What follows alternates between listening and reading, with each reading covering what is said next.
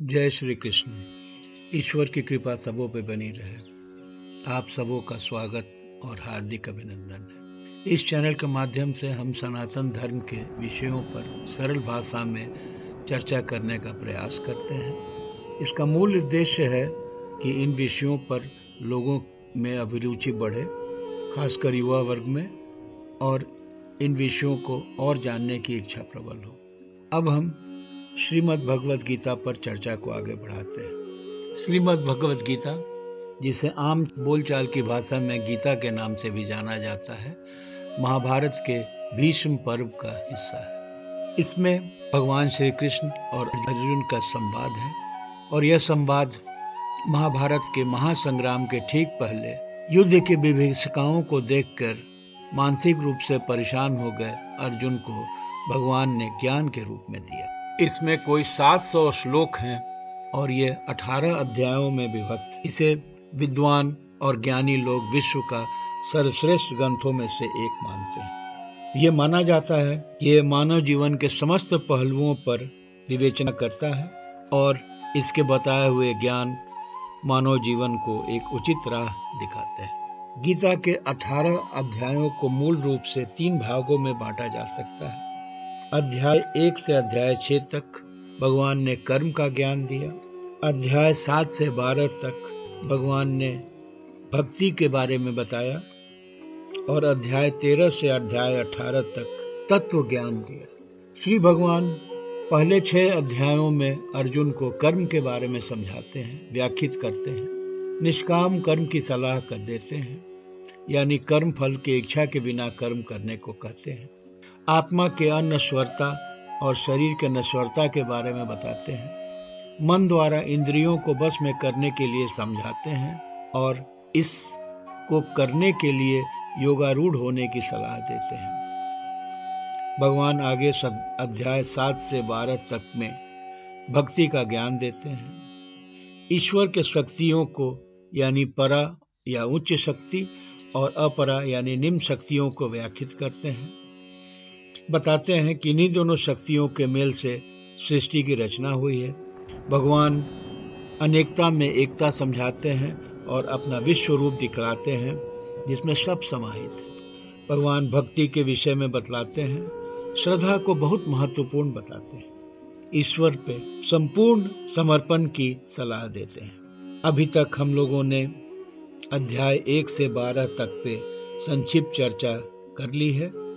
आज हम अध्याय 13 पर चर्चा करेंगे, जहां से भगवान तत्व ज्ञान यानी ब्रह्म, परमात्मा, आत्मा या जीवात्मा आदि के संबंध में यथार्थ ज्ञान अर्जुन को देंगे।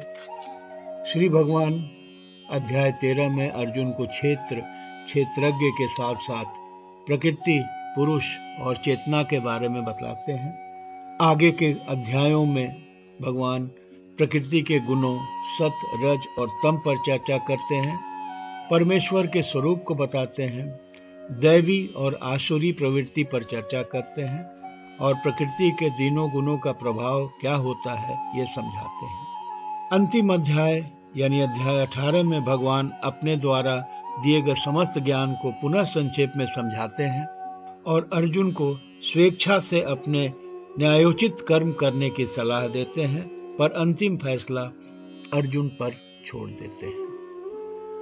अब हम अध्याय 13 पर विस्तृत चर्चा प्रारंभ करते हैं। इसमें कुल 34 श्लोक हैं, पर कुछ विद्वानों का मानना है कि श्लोकों की कुल संख्या 35 है, यानी कि पहले श्लोक में थोड़ा सा कंफ्यूजन है और अगर उसको इंक्लूड कर लिया जाए, उसको समाहित कर लिया जाए, तो गीता में कुल श्लोकों की संख्या 700 से बढ़कर 701 हो जाएगी। इस अध्याय को क्षेत्रज्ञ विभाग योग के नाम से भी जाना जाता है। अध्याय 13 में श्री भगवान क्षेत्रज्ञ, जीवात्मा, परमात्मा, ब्रह्म आदि को व्याख्यात करते हैं।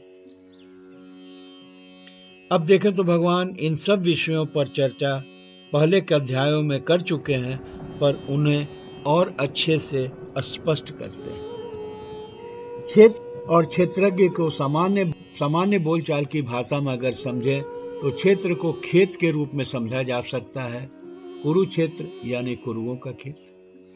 भगवान मानव शरीर को क्षेत्र बतलाते हैं क्योंकि जैसे खेत में कई गतिविधियां साथ चलते रहती हैं, जैसे जुताई, कुड़ाई, पानी पटाना, बीज रोपना, कटाई आदि, वैसे ही मानव शरीर में कई गतिविधियां चलते रहती हैं, जैसे जन्म होता है, ग्रोथ होता है, ट्रांसफॉर्मेशन होता है, रिप्रोडक्शन होता है, डिक्लाइन होता है, डेथ होता है। पर यह जो शरीर है वो केवल स्थूल शरीर जो दिखता है उसी के रूप में नहीं जाना जा सकता है, पर इसके साथ सूक्ष्म शरीर जिसमें मन, बुद्धि, अहंकार और कारण शरीर, प्रकृति द्वारा प्रदत्त क्वालिटीज को भी समाहित किया जाता है। भगवान समझाते हैं कि जो क्षेत्र को समझ लेता है वही क्षेत्रज्ञ है, यानी क्षेत्र को केवल परमात्मा समझ सकते हैं, अतः वही क्षेत्रज्ञ है। और परमात्मा, जैसा पहले भी बताया गया है, वो तो सबों के हृदय में आसीन है, पर इस बात को केवल ज्ञान द्वारा ही समझा जा सकता है। श्री भगवान शरीर, आत्मा और परमात्मा के भेद को स्पष्ट करते हैं। भगवान बताते हैं कि सब क्षेत्र अलग अलग है, पर उनको जानने वाला एक है और वो परमात्मा है। यहाँ पर भगवान आत्मा या जीवात्मा और परमात्मा के भेद को समझाते हैं। वैसे तो दोनों डिवाइन हैं, ब्रह्म के स्वरूप हैं, पर आत्मा या जीवात्मा किसी न किसी तरह से शरीर, मन और बुद्धि से जुड़ जाता है और कुछ हद तक अपने दिव्य स्वरूप से थोड़ा हट जाता है। पर परमात्मा जो हम सब में विराजमान है वो बिल्कुल दिव्य है। वो सुख, दुख, हानि, लाभ आदि से प्रभावित नहीं होता। राग द्वेष का उस पर कोई प्रभाव नहीं होता। यानी आत्मा या जीवात्मा को भगवान केवल individual field of its own body व्याख्यात करते हैं, पर परमात्मा को सर्वज्ञ और सर्वज्ञाता बताते हैं। भगवान शरीर, आत्मा, परमात्मा की समझ को और उनमें भेद को समझने वाले को सच्चा ज्ञान बतलाते हैं, और इसको समझ लेने के बिना कोई ज्ञानी नहीं हो सकता, ऐसा बताते हैं। यह ज्ञान केवल पढ़ाई लिखाई आदि से नहीं प्राप्त हो सकता। आगे श्लोक 3 में भगवान अर्जुन को समझाने के लिए खुद प्रश्न करते हैं कि क्षेत्र क्या है, उसका स्वभाव क्या है, उसमें परिवर्तन कैसे होता है, किससे बना है, उसकी क्रियाओं के ज्ञाता कौन है और उनकी शक्तियां क्या हैं। भगवान बतलाते हैं कि इन विषयों पर चर्चा वेदों में कई जगह की गई है ऋषि मुनियों द्वारा, और बद्रायन रचित ब्रह्म सूत्र में अच्छी तरह एक्सप्लेन किया गया है, इस पर प्रकाश डाला गया है। भगवान आगे श्लोक 6 में फील्ड ऑफ एक्टिविटीज या कर्म क्षेत्र के बारे में बतलाते हैं और समझाते हैं कि यह 5 महाभूत पृथ्वी, जल, अग्नि, वायु और आकाश, 5 तन्मंत्र या सेंस ऑब्जेक्ट्स जिसमें शब्द, रस, स्पर्श, गंध, रूप और 5 कर्मेंद्रियां और 5 ज्ञानेंद्रियां यानी कुल 20 हुए।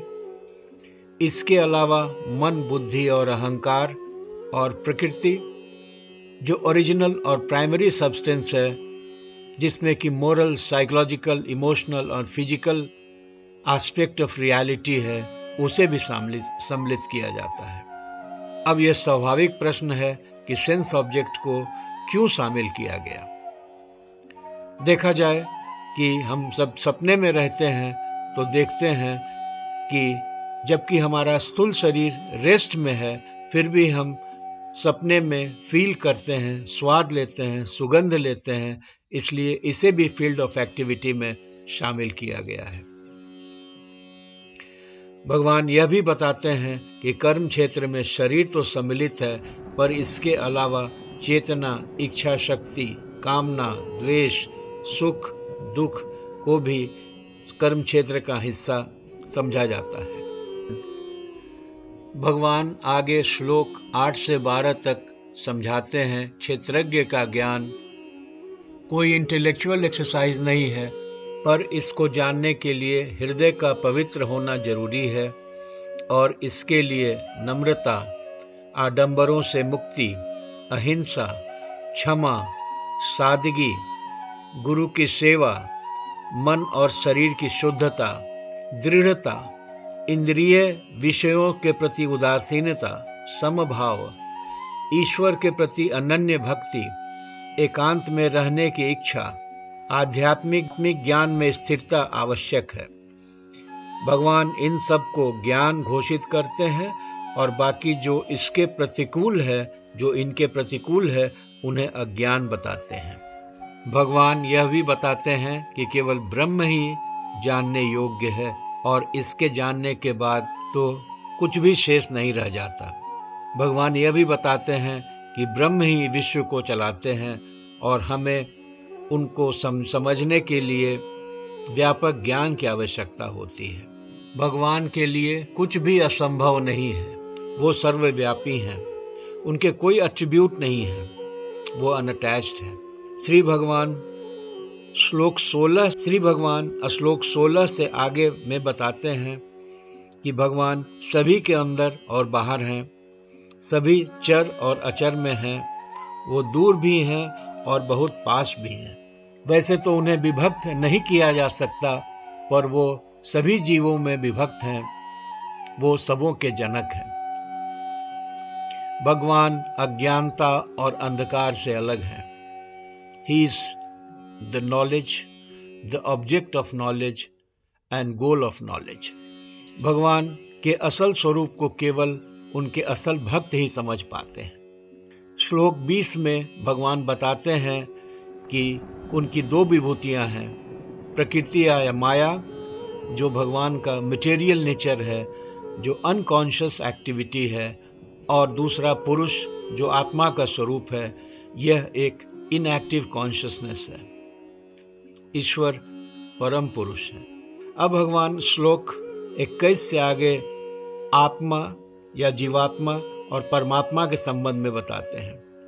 भगवान समझाते हैं कि वैसे तो आत्मा डिवाइन है, ब्रह्म का ही हिस्सा है, स्वरूप है, पर आत्मा या जीवात्मा अपने को बॉडी, माइंड और इंटेलेक्ट के साथ जोड़ लेता है और सुख दुख का अनुभव करने लगता है। यह प्रकृति के द्वारा प्रदत्त गुणों से प्रभावित हो जाता है। यही जुड़ाव वास्तव में पुनर्जन्म का कारण होता है। भगवान यह भी समझाते हैं कि शरीर में परमात्मा का भी निवास है। इसे साक्षी, अनुमति प्रदान करने वाला, सहायक, परम भोक्ता और परमात्मा के रूप में जाना जाता है। यानी हमारे शरीर में आत्मा या जीवात्मा और परमात्मा दोनों का निवास है। दोनों ही ब्रह्म के स्वरूप हैं और जो भी इन दोनों के स्वरूप को समझ लेता है वही असली ज्ञानी होता है, वही उसे असली ज्ञान प्राप्त होता है। यानी जो सुप्रीम सोल और इंडिविजुअल सोल, मटेरियल नेचर और इंटरैक्शन ऑफ थ्री मोड समझ लेता है, वही लिबरेट हो जाता है। इस संदर्भ में मुंडक उपनिषद में एक बहुत अच्छा उदाहरण है, जिसमें कि एक पेड़ पे बैठी दो चिड़िया, दो सुंदर पंछियों का जिक्र आता है। एक पंछी ऊंची डाल पे बैठी है और वो निर्लिप्त है, वो चुपचाप इधर उधर देखती है, जबकि दूसरी नीची डाल पे जो चिड़िया है वो फल खा रही है, उसका भोग कर रही है, उपभोग कर रही है। जब फल मीठा होता है तो वो बहुत खुश हो जाती है, और जब फल कड़वा होता है तो वो दुखी हो जाती है, नाराज हो जाती है। पर उसे हमेशा ये रहता है कि वो ऊपर वाली चिड़िया इतनी निर्लिप्त क्यों है, लेकिन फल के मोह से वो उसको ठीक से नहीं समझ पाती है। एक दिन जब उसने निर्णय लिया और वो ऊपर वाली चिड़िया के पास गई तो देखा कि ऊपर कोई दूसरी चिड़िया नहीं थी, वो स्वयं थी। यानी लोअर कॉन्शियसनेस और हायर कॉन्शियसनेस कोई दो अलग नहीं है, उसे साधना द्वारा प्राप्त किया जा सकता है, दोनों को मिलाया जा सकता है। आगे श्लोक 25 में भगवान समझाते हैं कि सुप्रीम सोल या परमात्मा को ध्यान, ज्ञान और निष्काम कर्म द्वारा पाया जा सकता है। भगवान ये भी बताते हैं कि ज्ञानियों के बात सुनने से भी बहुत प्रभाव पड़ता है और वैसे बात सुनने पर ज्ञान प्राप्त करने की जिज्ञासा प्रबल हो जाती है।